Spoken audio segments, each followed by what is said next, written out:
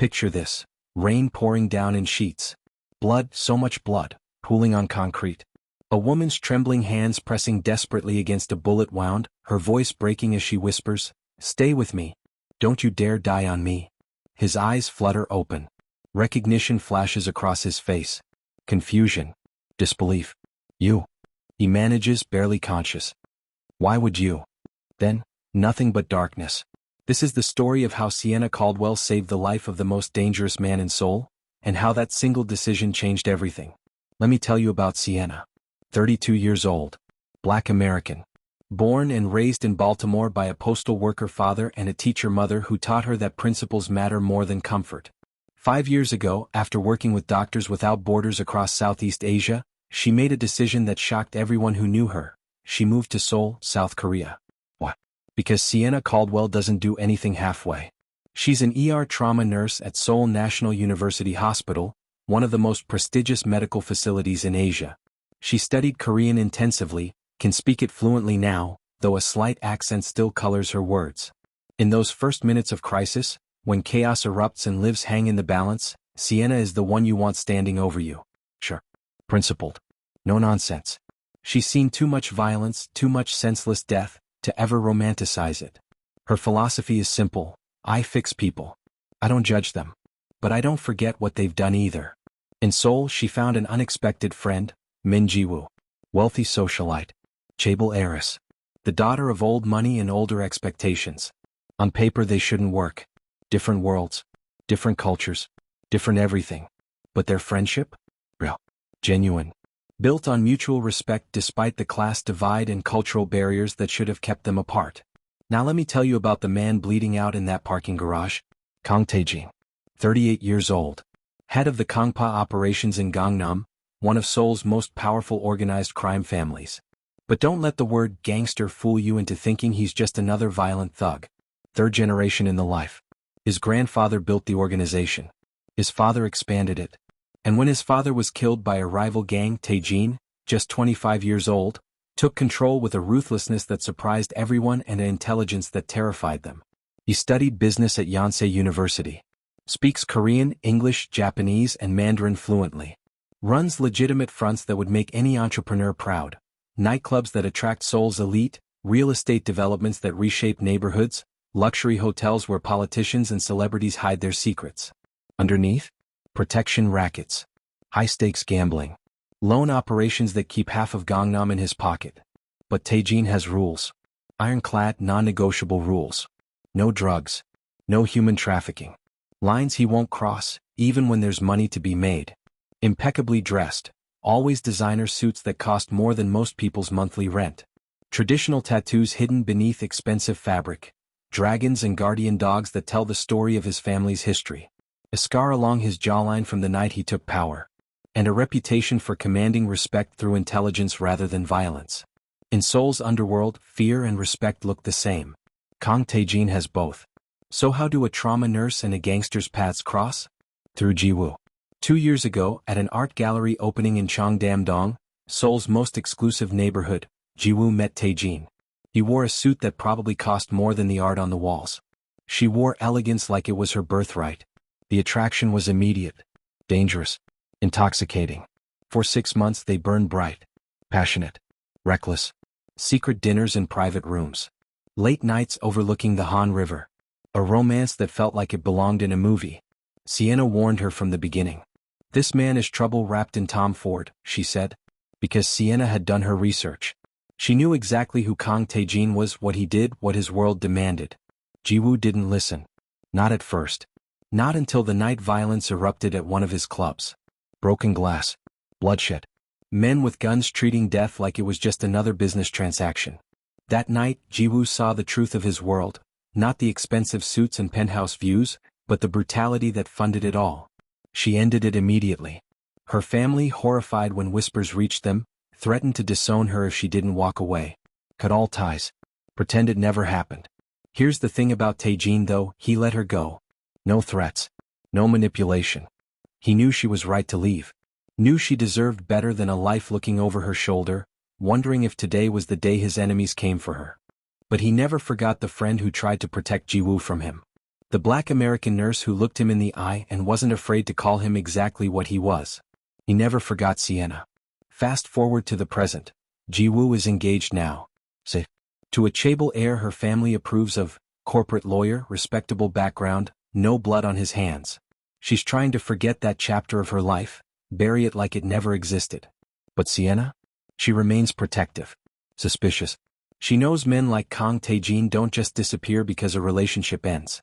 Before we continue with what happens next, if you're hooked on this story, and I know you are, hit that subscribe button right now. Because this story gets so much more complicated, so much more dangerous, and so much more emotional than you can imagine. Trust me, you don't want to miss what happens next. Late Thursday night. Sienna is finishing a 16-hour shift at Seoul National University Hospital. Exhausted. Drained. The kind of tired that seeps into your bones. All she wants is to go home, collapse on her couch, and forget about the 3 lives she saved and the one she couldn't. She's walking through the hospital parking garage, fluorescent lights flickering overhead, her footsteps echoing off concrete. Keys in hand. Almost home. Then she hears it. Screeching tires. The sound of metal on metal. Gunshots, sharp cracks that echo like thunder in the enclosed space. A black Genesis G90, the kind that costs $100,000, crashes through the garage entrance. 2 cars immediately box it in. This isn't random. This is coordinated. Professional. Armed men emerge. Moving with military precision. Execution style. Sienna's instinct screams at her to run. Hide. This isn't her business. This is the kind of violence she came to Seoul to escape. But then the driver's door opens. A man stumbles out, returning fire with controlled precision. Even wounded, even outnumbered, he moves like someone trained for this. He takes down 2 attackers before they even realize what's happening. Then he gets hit. Center mass. He collapses. The attackers advance, but the security alarm triggers. Someone inside the hospital heard the shots. They flee. Professionals know when to cut their losses. Sienna stands frozen. She can see him from where she's hidden behind a concrete pillar. Blood pooling.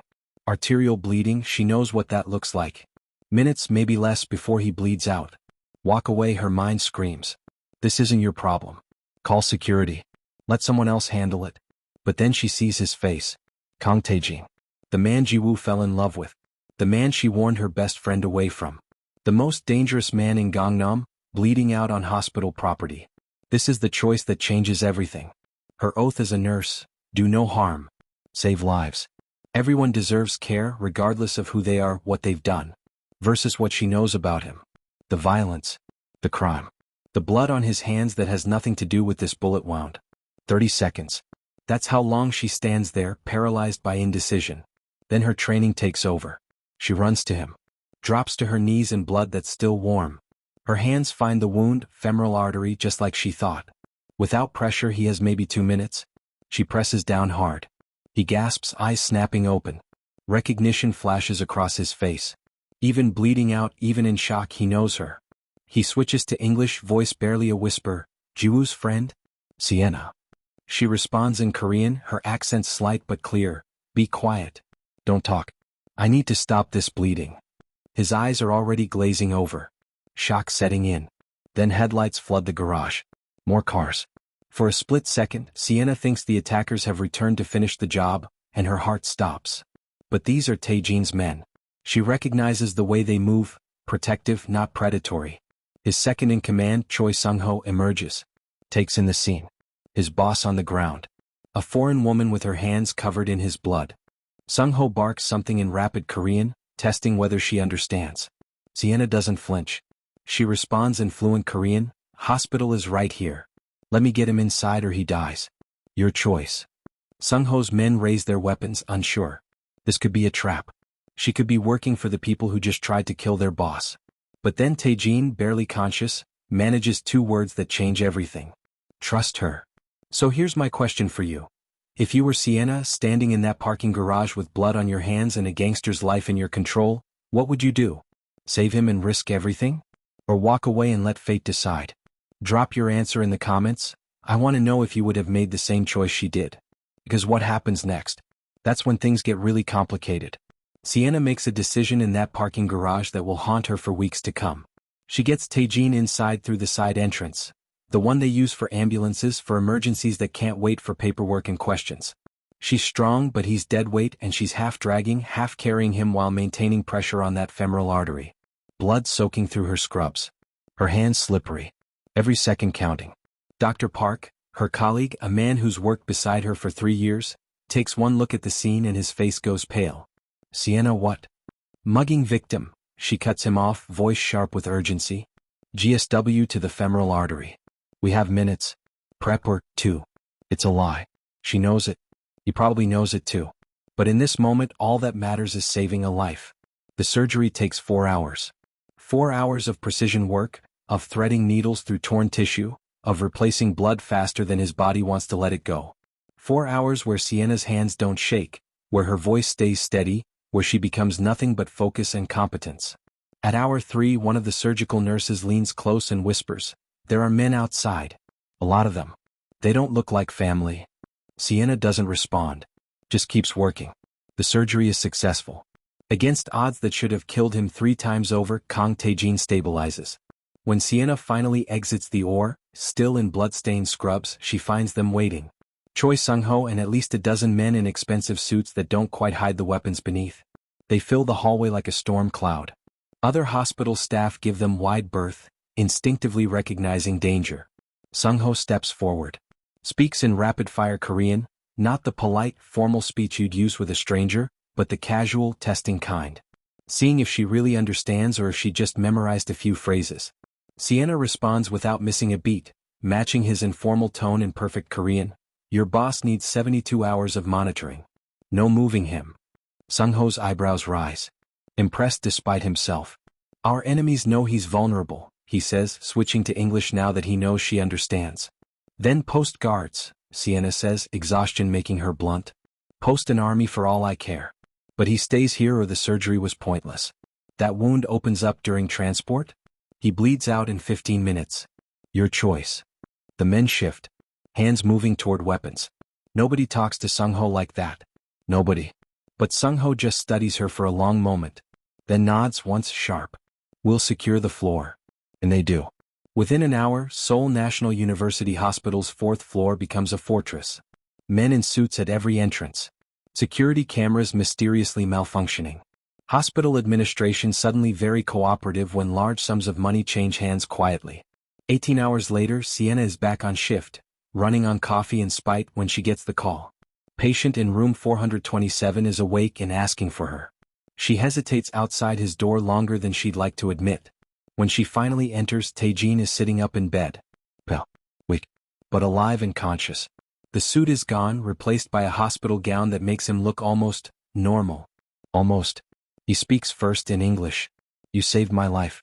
You could have walked away. Sienna responds in Korean deliberately. I did my job. I don't get to choose who deserves to live. He switches to Korean then too, and something in his expression shifts. Becomes more real. You think I'm a monster. It's not a question.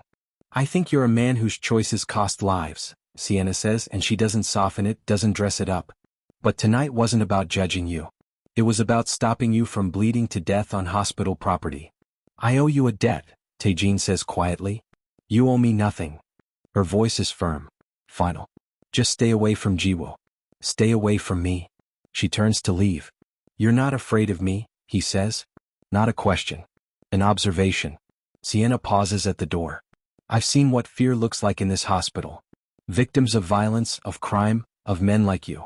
So no, I'm not afraid. I just don't want any part of your world. She walks out. But something shifts in that room.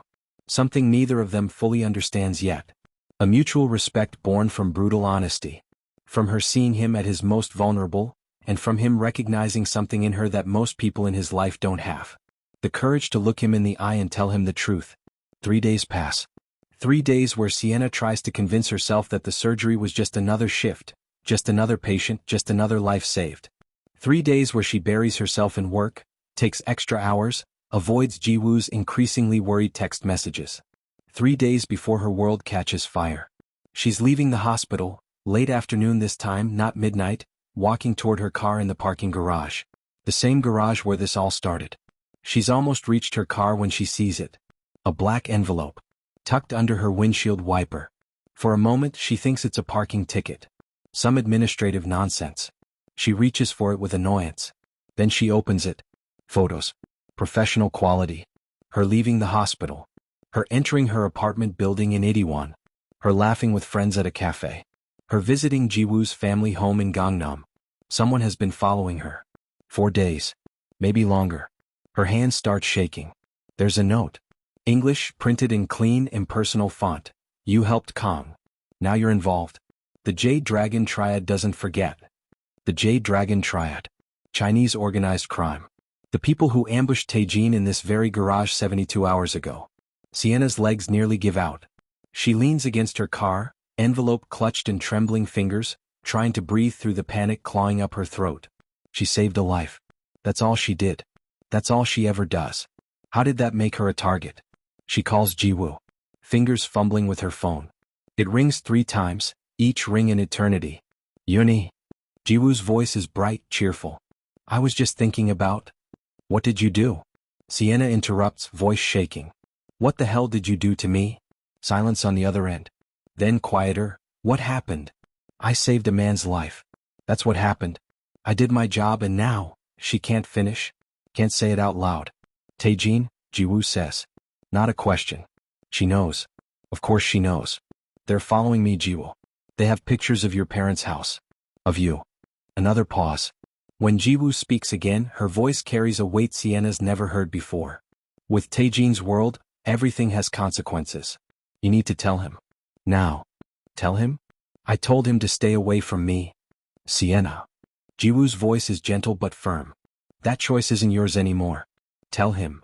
The call ends. Sienna stands in that parking garage for 10 minutes, envelope in hand, trying to decide. Walk away. Report it to the police, except what would she say? File a restraining order against the Chinese Mafia? Finally, she pulls up a contact she thought she'd deleted. Choi Sung-ho. His number still in her phone from when they coordinated Tae-jin's hospital care.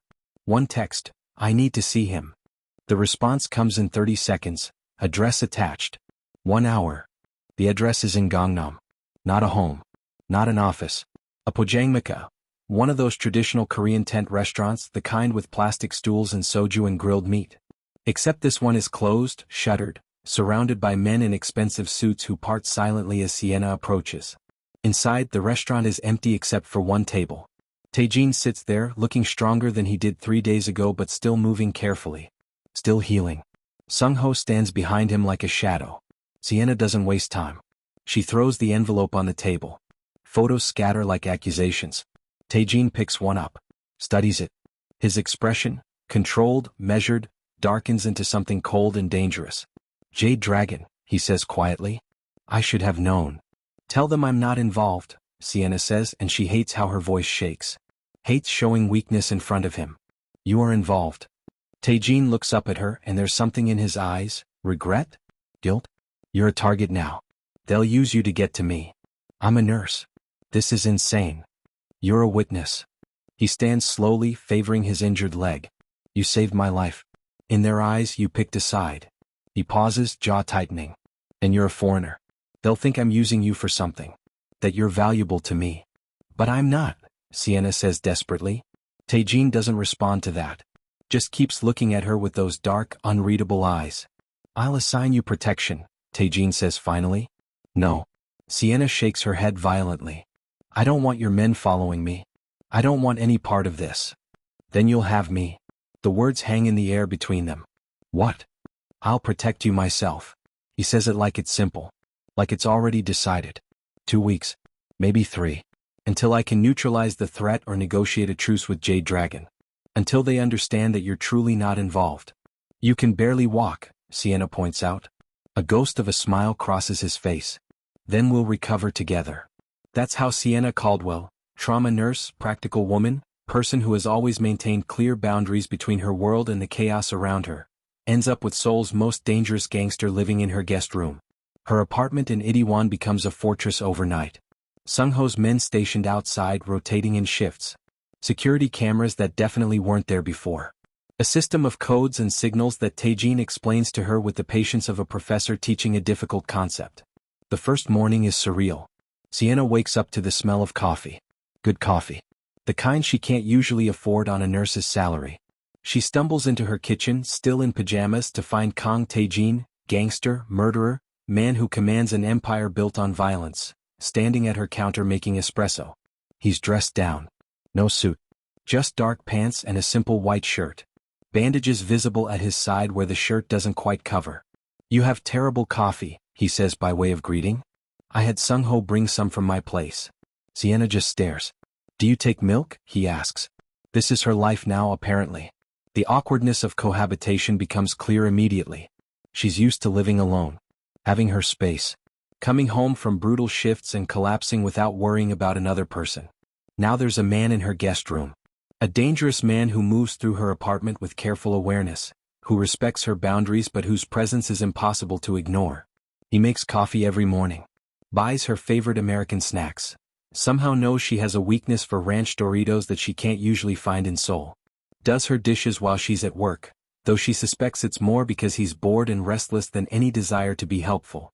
4 days in, she video calls Jiwoo. "The gangster boss is doing my dishes," Sienna says, voice flat with disbelief. "My life is a K-drama on crack." Jiwoo laughs but there's worry in her eyes. "Be careful, Yuni." "Careful?" He's recovering from a bullet wound. What's he going to do? But that's not what Jiwoo means and they both know it. The evenings are when things get complicated. Because Tae-jin doesn't just stay in his room.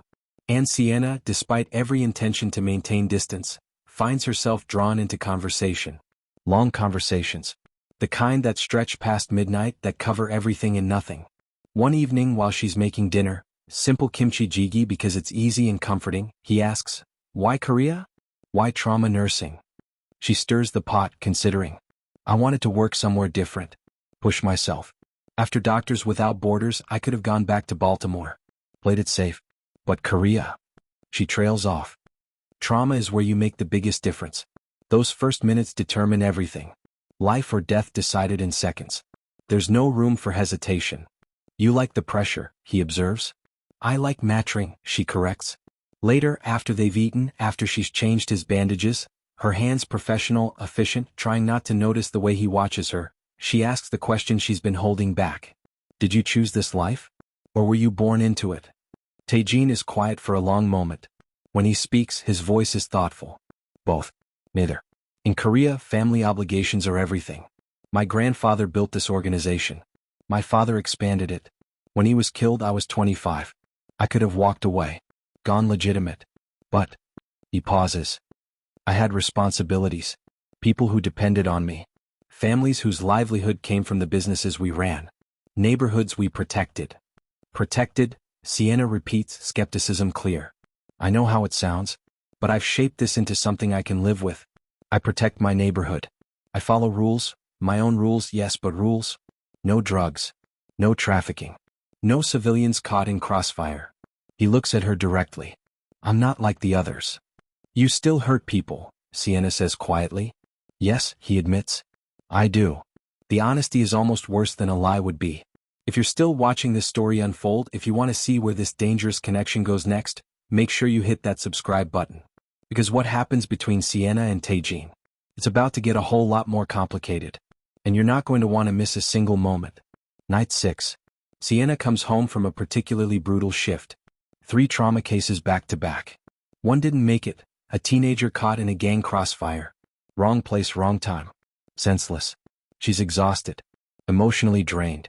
She barely acknowledges Tae-jin when she walks in, just heads straight for the bathroom. When she emerges 20 minutes later, showered and changed, he's made tea. Set it on the coffee table without a word. Respecting her silence while making clear she's not alone. It's a small gesture. It shouldn't mean anything. But it does. They sit in silence for a while.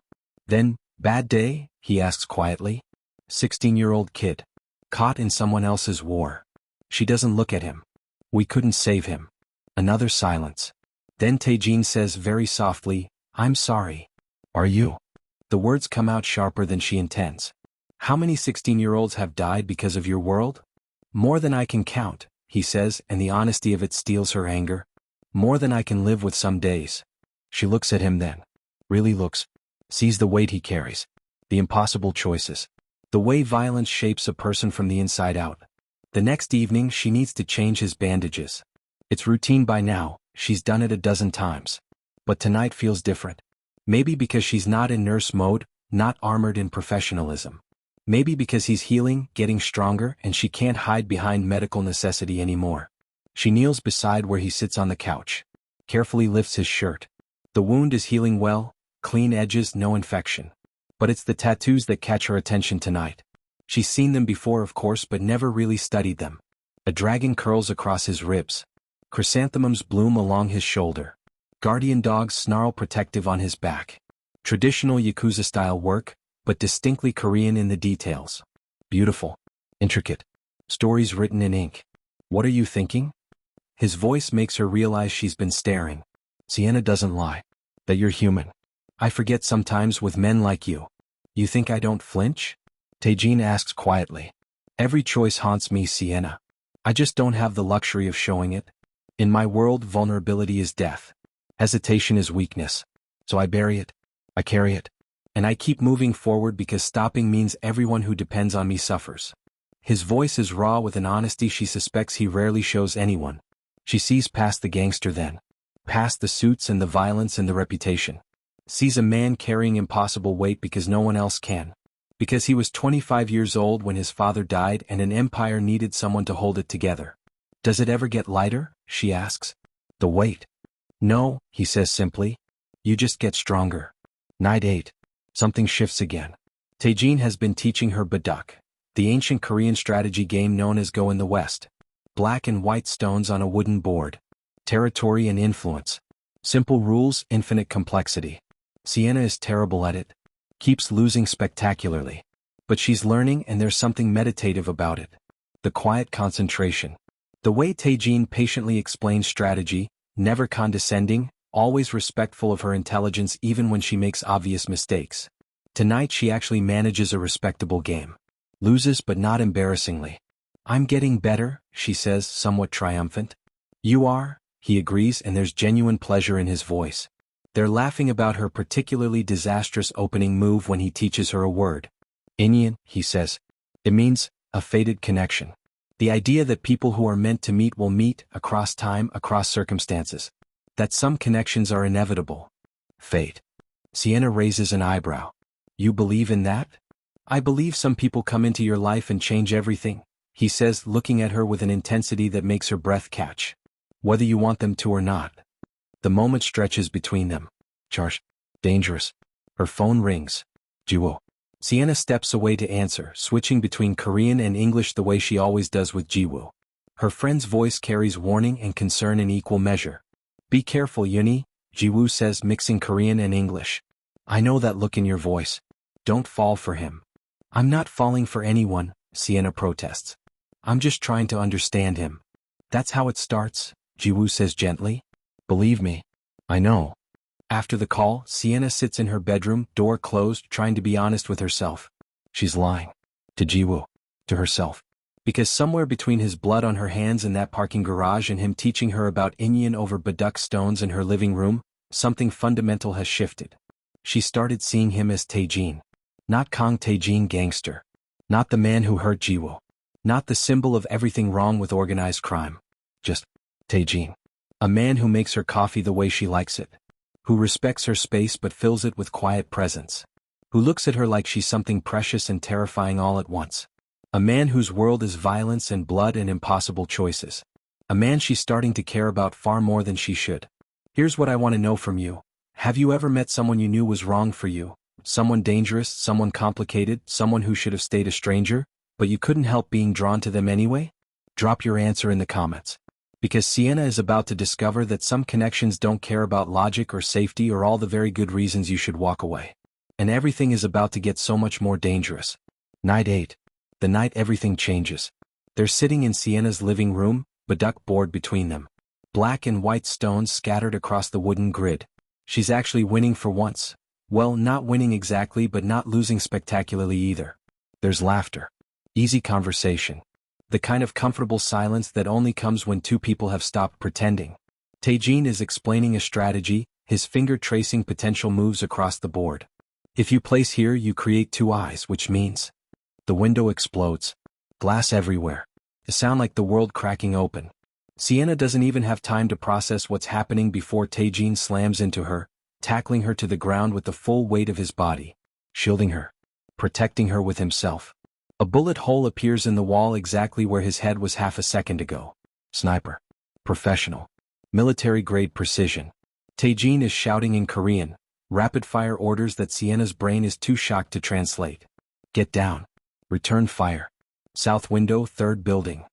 His voice is pure command, no fear, just cold tactical assessment even as he covers her body with his.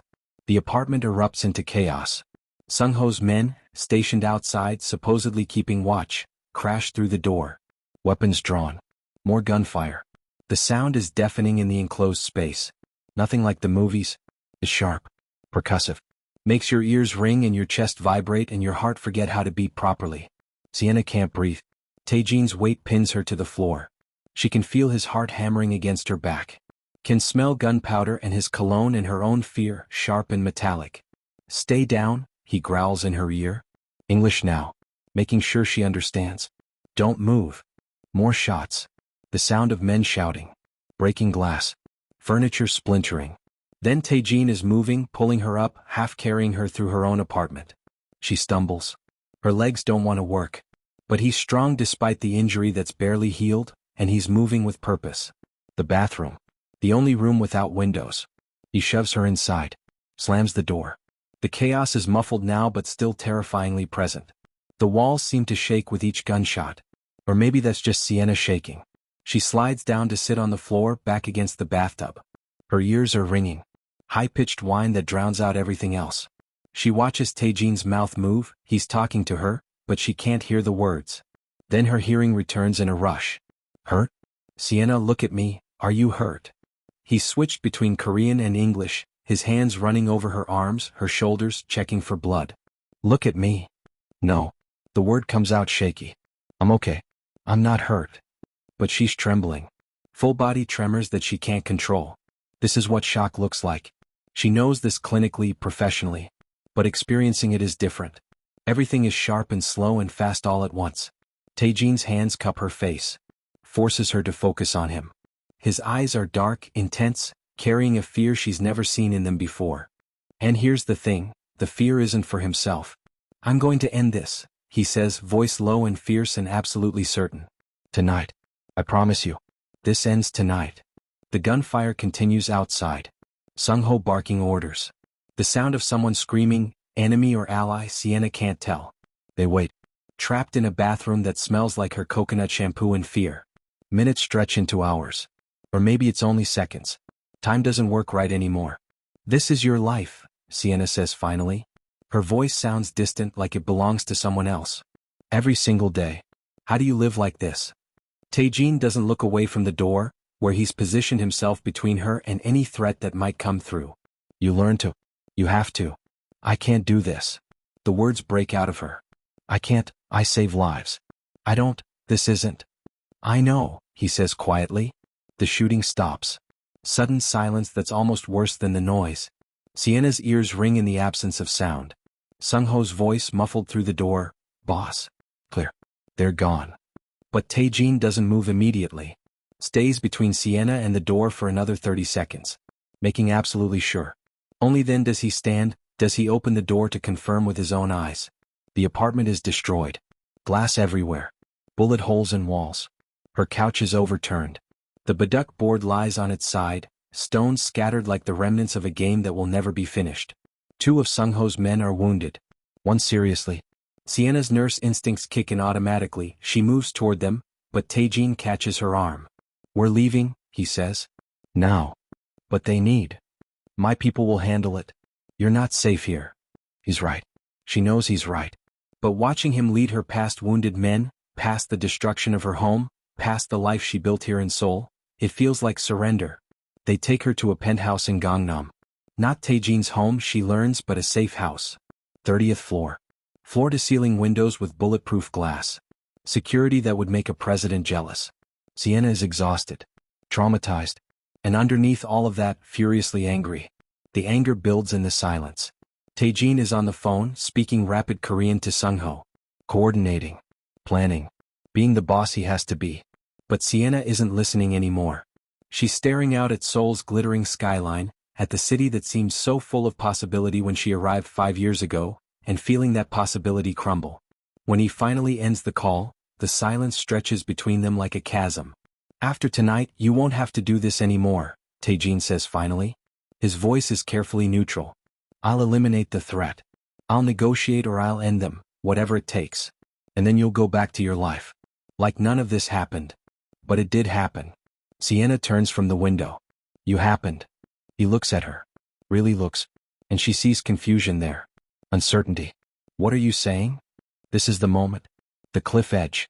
Sienna can step back, can accept the escape he's offering, can return to her normal life and lock this chapter away like it was a fever dream. Or she can jump. Somewhere between you bleeding out in that parking garage and you teaching me baduk in my living room. She has to stop. Swallow. Force the words out. "I started caring whether you live or die. And not just as a nurse."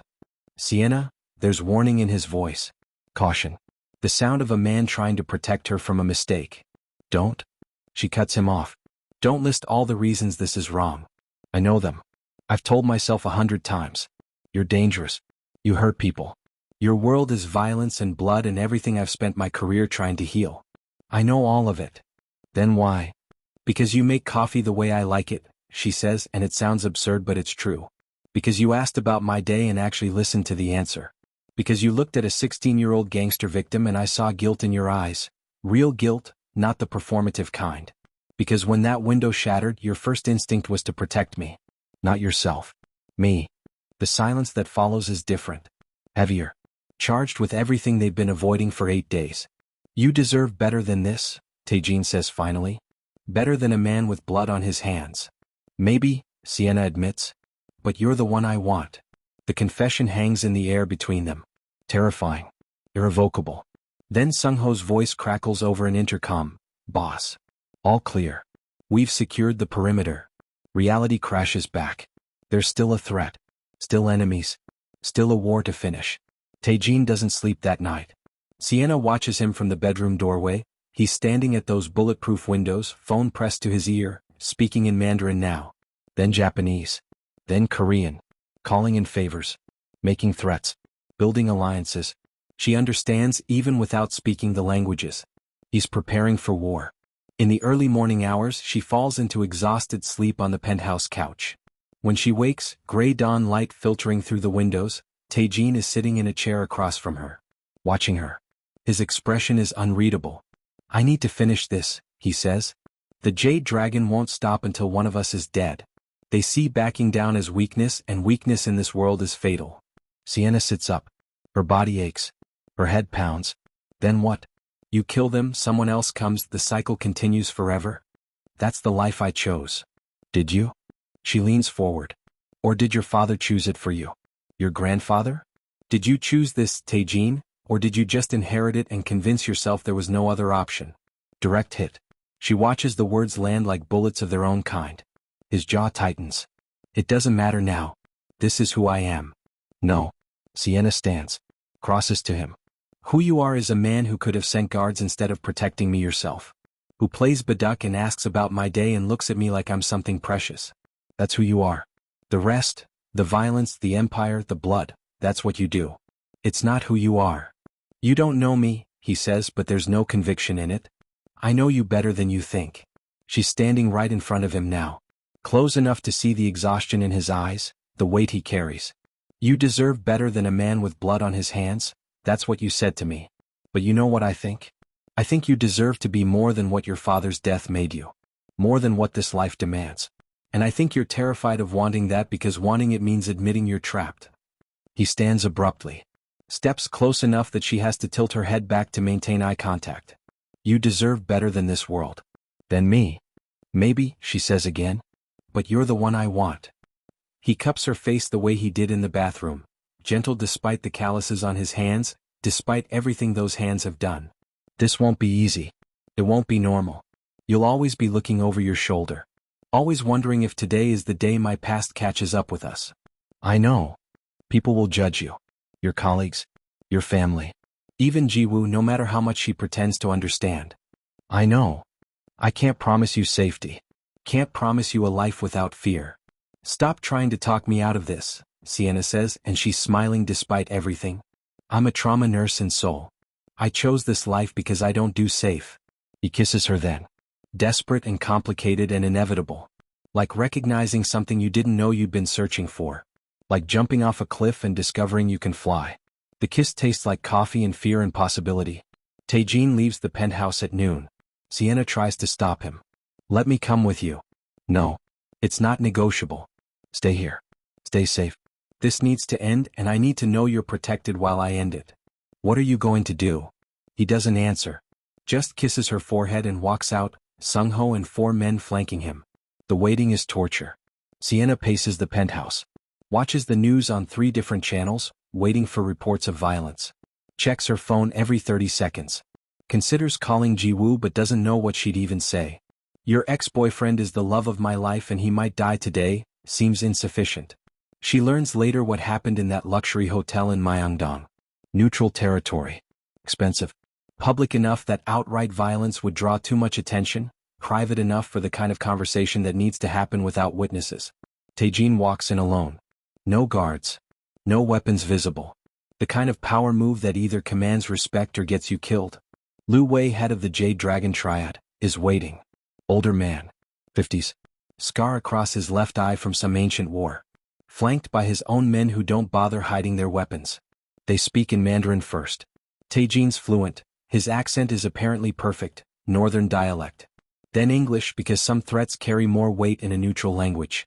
You came after me, that's business, Tae-jin says. His voice is calm. Almost conversational. I understand business. Territory disputes. Power plays. That's the game we all play. Then you understand why. You came after an innocent woman, Tae-jin continues, cutting him off. That's personal. That breaks the rules we all live by. Lu Wei leans back in his chair.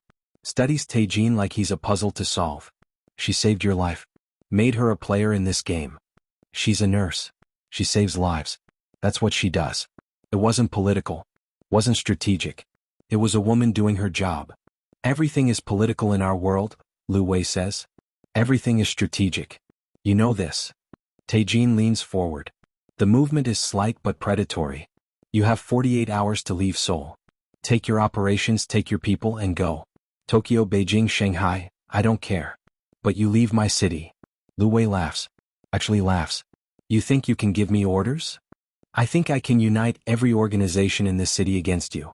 The Kangpa, the Kimpa, the Yakuza connections I've spent 15 years building.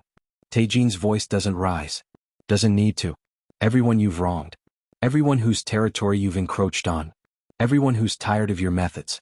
I'll bring them all together with a single purpose, removing you. And you'll have nowhere to hide. No alliances to call on. No safe harbor. The room goes very quiet. You'd start a war over a foreign woman? Lu Wei asks finally. I'd start a war over principle.